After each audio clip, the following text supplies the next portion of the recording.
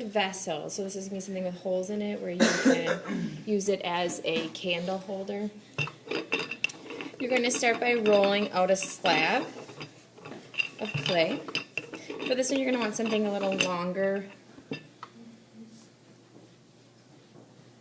so that it'll like wrap around your vessel.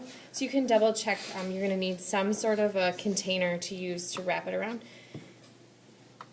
So you can double check that it's long enough by just carefully, wrapping it around, but we'll still have to cut it out. Okay, so I think my piece will be good. Then you're going to take a needle tool, and it would be best to use a ruler. Can you grab me a ruler? While she's getting a ruler, you can also cut out a base for it. You can use the actual base of the jar as your guideline.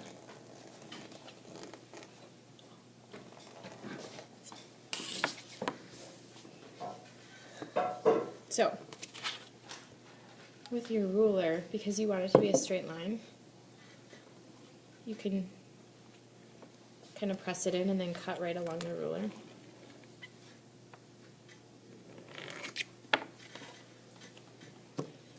And then you need to measure how long or wide it needs to be. So now I should have a big enough piece to wrap around my jar.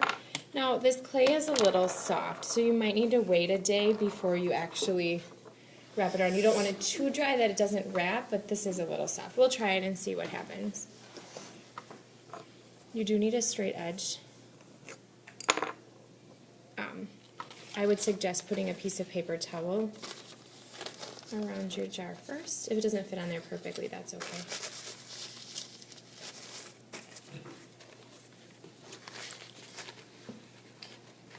And then you're just going to roll the clay onto the container.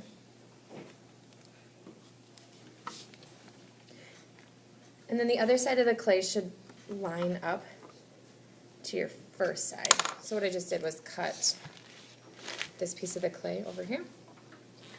And then you'll need to score and slip these together. So this is really, really soft clay. So I don't actually need a lot of slip because my clay is so soft. But I do want to make sure I score. Can you grab some slip? It's in the middle of the cup.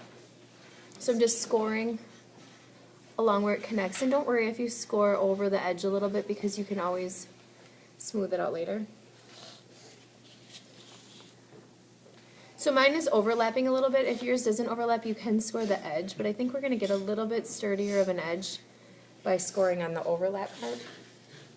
So now I'm going to take the gooey part of the slip. I don't want the watery part, I want the part that's like the really gooey clay. So I get a nice hold.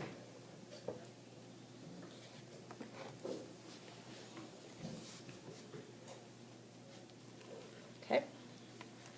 See how the clay is kind of slumping? That's because it's so wet of clay. So then I push it on. And then you don't want to make dents in your project. You do want it to be a nice cylinder, but you can start to attach it together. Later on, we'll take one of those metal smoothing tools and we'll really kind of scrape that edge down so that it doesn't have this, big bump of a connection. But this way we know we have a really nice solid connection instead of if I just put the two ends together, there's not as much clay to attach to each other. So even though the connection might look a little nicer, it's not going to be quite as sturdy. So I'm not going to worry about the fact that this isn't the prettiest right now. Okay? And then once this is a little drier, I can connect it with score and slipping to that base, but right now I'm going to let it just kind of set up a little bit like this. I don't want it to be completely dry, but I want it to kind of start to dry a little bit. Once you have it dried out to the point where you want it, so don't do this right away, this isn't on the first step, but once you do have it dried out to the point where you want it to be, you can start punching the holes out. Now one thing that'll work really well are small cookie cutters. Hang on just a second, sorry. I think I have some little ones.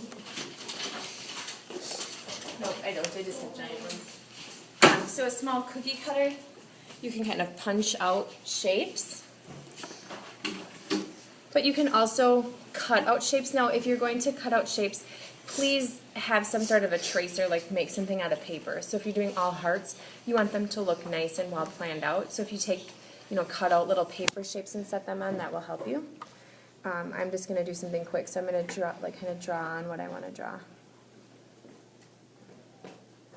If you want this to be a vessel that actually holds liquid or some substance, then do your punch outs on the top.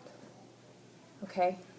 Like if this was a flower vase, you wouldn't need to have, like it'd be okay if there were some punch outs on the top, but you'd need enough space on the bottom to actually hold water. But then that way you have the punch outs, and because you have that jar behind you, it's really easy to punch them out without making your container get floppy on you. Then you can smooth them out with your fingers. Remember, as it gets drier, it gets a little easier to take care of them and smooth them out. So that's kind of the basics of how to do this. Later on, of course, we'd have to scrape this. We wouldn't be punching them out right away because we want it to be a little drier. We want this to all be scraped and smoothed out before we start punching them out. And then to attach the bottom on, you can rip this extra paper towel off. We're going to score and slip really good here, and we're going to put it on the base. Okay? All right, thank you.